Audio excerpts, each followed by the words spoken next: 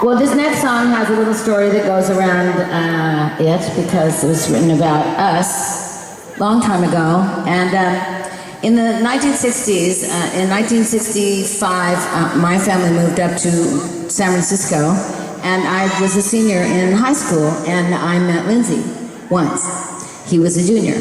And then I never saw him again for 2 years. And then I got a call from him and his band, and they wanted to know if I wanted to join their band. And I had never been in a band before, but I said, sure, I would love that. So the next thing I knew, I was like going to practice at Lindsay's house 4 times a week, and we were playing 3 times a week, and we were making really good money.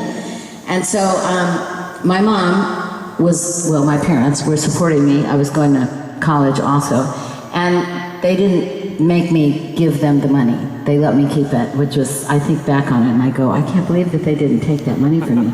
But they didn't. They said, you can keep it, do whatever you want with it, you're working for it. So I had this money and I was saving it. And I heard this rumor that there was this fantastic store in downtown San Francisco called the Velvet Underground. And the Velvet Underground was the store where all the famous rock and roll San Francisco women went and bought their clothes for stage. And I thought, well, I'm going up there and I'm going to buy something for me to wear on stage. So I did. I drove up there, I found the store, and I walked into the store and I expected it to be a huge store. It was not. It was a teeny tiny little store that was two stories tall, but very small, and a beautiful hand-painted wood floor. Unforgettable, this floor. And I'm standing on this floor and I'm thinking, there's nothing in this store that I can afford. I'm pretty sure. And, but I had this like premonition feeling that it didn't really matter because I was standing, probably, most likely, I was pretty darn sure, right where Janis Joplin stood. And I was feeling the love, I was feeling the greatness, just the greatness. And I thought to myself, well, you know what? Things are gonna change because this is a dream and it's coming and it's gonna come true. And I left that store that day and walked out and got in my car and drove back to where Lindsay and I lived. And then I said to myself, I'm not gonna worry about it anymore because I know it's gonna happen.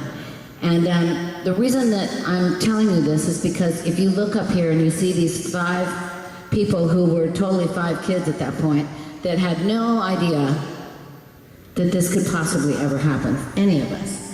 And it did, and here we are today. And the reason that